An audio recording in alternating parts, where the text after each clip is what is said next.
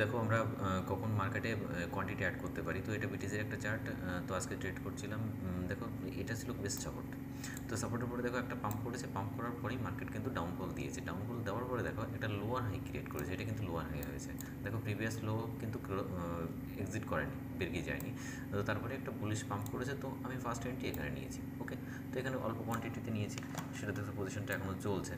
তো তারপরে যখন মার্কেট এখানে সাস্টেন করেছে, সাস্টেন করে যখন এই যে নিচের লো যখন আবার লোকে রেসপেক্ট করেছে, প্রিভিয়াস লো ক্রস করেনি, তো এই তারপরে যে বুলিশ বার দিয়েছে, যে এই বারটা দেখতে পাচ্ছ, এক্স্যাক্ট এই বারটা।